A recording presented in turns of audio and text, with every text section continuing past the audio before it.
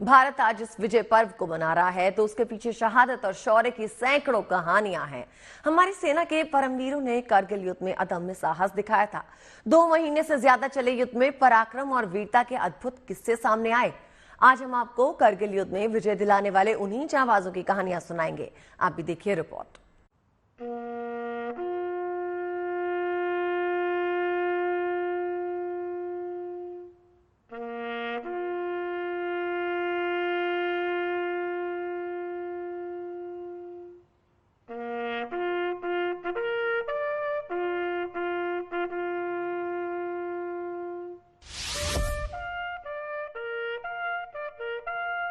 या तो तिरंगा फहरा कर आऊंगा या उसे मैं लिपट कर आऊंगा, लेकिन आऊंगा जरूर। अगर मेरे फर्ज की राह में मौत रोड़ा बनी तो कसम से मैं मौत को भी मार दूंगा।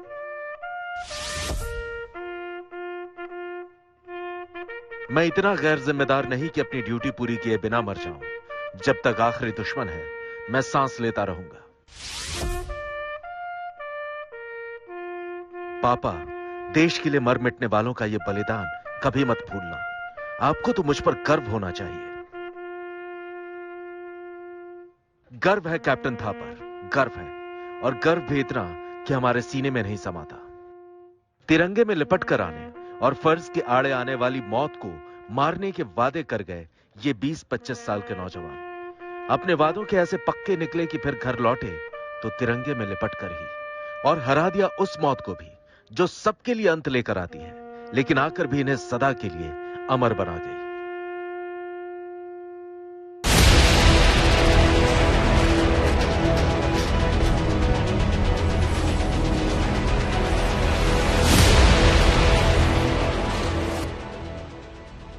आज भारत के इन्हीं रणबांकुरों का दिन है जिन्होंने करगिल युद्ध में अपना सर्वोच्च बलिदान किया।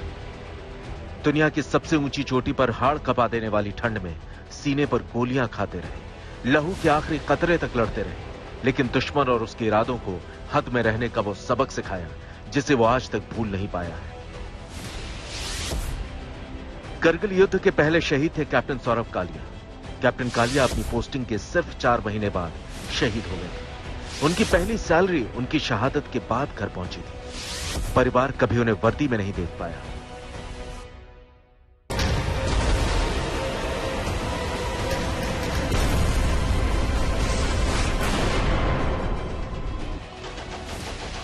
मई 1999 में कश्मीर से दिल्ली तक युद्ध की आहट सुनाई दे रही थी। तनाव अपने चरम पर था।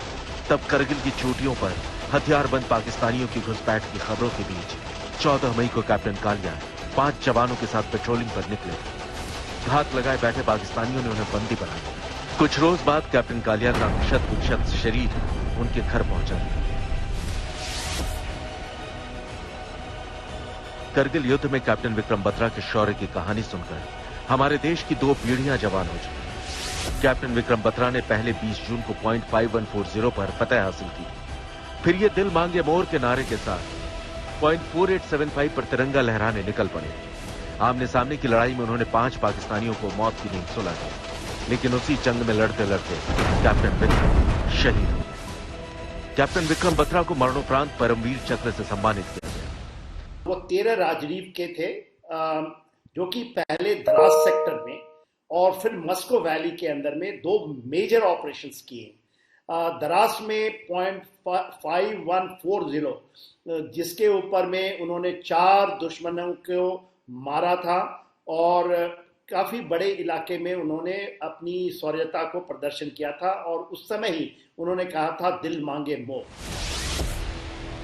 लेकिन कैप्टन मनोज कुमार पांडे ने तो एनडीए के इंटरव्यू में ही कह दिया था कि सेना में जाना चाहता हूं क्योंकि परमवीर चक्र जीतना है, और हुआ भी। करगिल युद्ध में कैप्टन मनोज पांडे खून से लथपथ होने के बावजूद कुकरथांग और जबरटॉप जैसी चोटियां जीतने में अहम भूमिका निभाई। 3 जुलाई को वो शहीद हो गए। उन्हें मरणोपरांत परमवीर चक्र से सम्मानित किया गया। इन्होंने इस टॉप को, कालूबार टॉप को कैप्चर करने में 4 पोजीशंस, जो कि फर्स्ट पोजीशन में 2 सैनिकों को मारा इन्होंने दुश्मन को, दूसरे पोजीशन में जाके 2 सैनिकों को मारा, और उसके बाद इनको गोली लग गई थी और लेफ्ट शोल्डर और पैर में भी घायल हो गए थे। 24 साल के कैप्टन अनुज नैयर अपने पिता से वादा करके गए थे कि चाहे जो हो दुश्मन को पीठ नहीं दिखाऊंगा।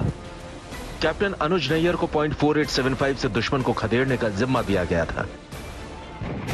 अनुज ने अकेले ही पाकिस्तान के 9 सैनिकों को मौत के घाट उतार दिया और उनके 9 बंकर तबाह कर डाले। मस्को वैली के अंदर में, जिसमें 3 से 4 एनिमी के बंकर थे और भारी तादाद में उसमें दुश्मन था, और इन्होंने उसको कैप्चर किया। और तकरीबन जब लड़ाई खत्म हुई तो 46 वहां पर दुश्मन के लोग मारे गए थे। तो बहुत ज्यादा भयंकर लड़ाई हुई थी इस दौरान। कैप्टन अनुज नैयर की सगाई हो चुकी थी। 10 सितंबर 1999 को उनकी शादी होनी थी। युद्ध के लिए जाते वक्त वो अपनी सगाई की अंगूठी उतारकर अपने ऑफिसर को दे गए थे ताकि वो किसी हालात में दुश्मन के हाथ न लगे। कारगिल युद्ध में वीरता की ऐसी दास्तां है कैप्टन विजयन थापर की। कैप्टन विजयन तोलोलिंग की जंग में दुश्मन पर टूट पड़े थे, लेकिन उसी जंग में लड़ते हुए कैप्टन विजयन थापर शहीद हो गए। मेजर आचार्य एक बहुत अच्छे कंपनी कमांडर थे। उनके 2IC हुआ करते थे विजयन थापर।